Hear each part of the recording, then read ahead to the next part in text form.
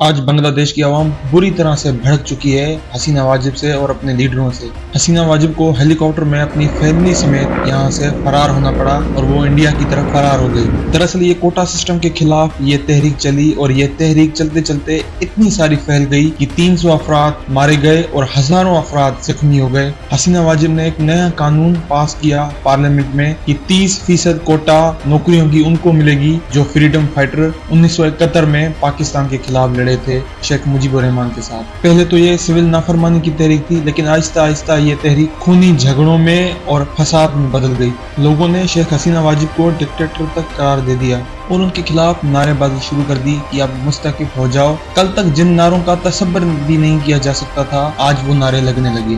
बिलाखिर उसे इस्तीफा देना पड़ा और भागकर भारत में पनाह लेनी पड़ी। लोगों ने शेख मुजीबुर रहमान के पुतले हटाए और गिरा दिए और उनको तोड़ दिया, लेकिन कल इसका तसव्वुर भी नहीं किया जा सकता था।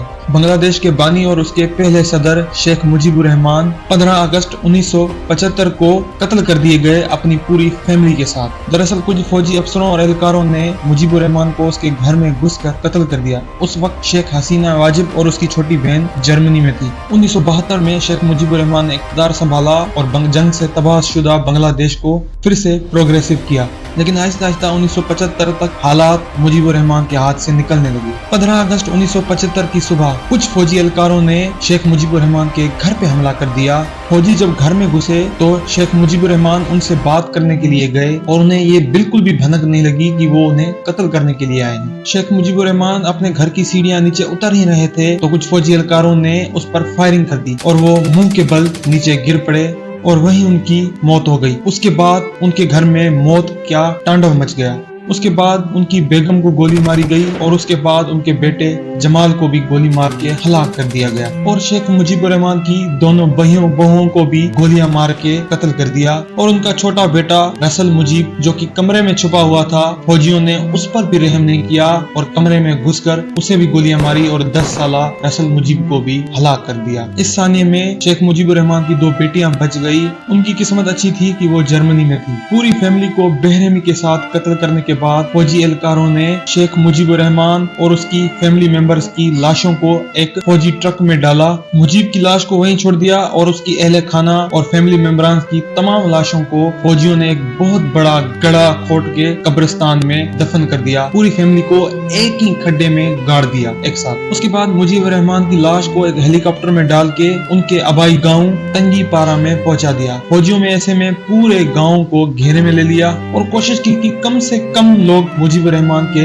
जनाज़े नमाज में शामिल हो सके। फौजियों का जोर था कि शेख मुजीबुर रहमान की लाश को जल्द से जल्द दफन कर दिया जाए, लेकिन गांव के एक मौलाना ने कहा कि मैयत को गुस्ल दिए बगैर दफन नहीं किया जा सकता। मुजीबुर रहमान की मैयत को नहलाने के लिए साबुन तक मौजूद नहीं था। कपड़े धोने वाले साबुन से मुजीबुर रहमान की मैयत को नहलाया गया और उसके बाद मकामी कब्रिस्तान में उनके वालिद के पहलू में मुजीबुर रहमान को दफन कर दिया गया। बहरहाल शेख मुजीब के मरने के बाद उनकी बेटी उनकी सियासी वारिस बन गई और वो जर्मनी से भारत आई और फिर 1981 में वो अवामी लीग की सरबराह बन गई और बांग्लादेश वापस आ गई। बहरहाल उन्होंने फिर अपने सियासी हरीबों के साथ मिलकर फौजी बगावत का खात्मा किया और फिर आहिस्ता आहिस्ता वो बांग्लादेश की लीडर बन गई। उसके बाद शेख हसीना ने 1990 में फौजी अमरीत जनरल हुसैन अहमद इरशाद का इक़्तिदार खत्म कर दिया और फिर 1996 में वो बांग्लादेश की वजीर आजम बन गई और फिर 2007 में मार्शल लगा के फिर से फौजियों ने मुल्क के इक़्तिदार पे कब्जा कर लिया। खालिदा जिया और शेख हसीना वाजिब को जेल में डाल दिया और फिर 2008 में एक उमूरी हुकूमत के ज़ेर इंतजाम होने वाले इंतखाबात में फिर दोनों को आजाद कर दिया गया और इस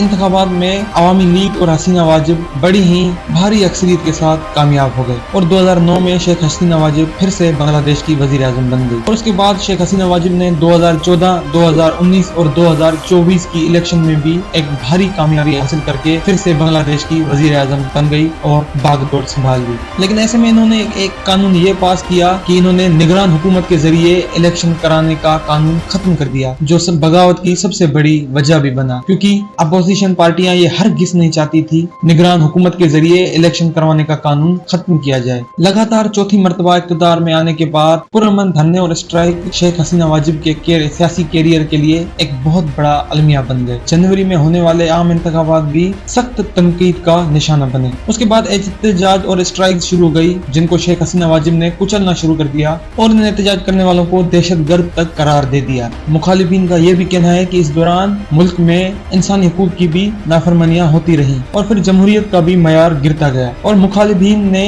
شیخ حسینہ واجب پر آمرانہ حکومت کرنے کا الزام بھی لگا دیا۔ شیخ حسینہ واجب نے اپنے سیاسی مخالفین اور میڈیا پہ بھی پابندی عائد کی۔ حالیہ مہینوں میں بنگلہ دیش نیشنلسٹ پارٹی کے سینئر رہنما اور ہزاروں کارکنوں کو گرفتار کر دیا گیا، اور پھر شیخ حسینہ واجب کی حکومت میں غیر ملکی صحافیوں کو بھی روکا جانے لگا۔ بہرحال اب عوام نے شیخ حسینہ واجب کو ملک سے ہٹا دیا اور انہیں اپنا ملک چھوڑ کر فرار ہونا پڑا۔ اب دیکھتے ہیں کہ اگلا لیڈر بنگلہ دیش کا کون بنتا ہے، اب کون قیادت سنبھالتا ہے، سیاسی پارٹیاں یا فوجی آمریت؟ اب یہ تو وقت ہی بتائے گا۔ فی الحال اس ویڈیو کے لیے اتنا ہی۔ اس ویڈیو کو لائک کریں، سبسکرائب کریں۔ ملتے ہیں اپنی اگلی ویڈیو میں۔ اللہ حافظ۔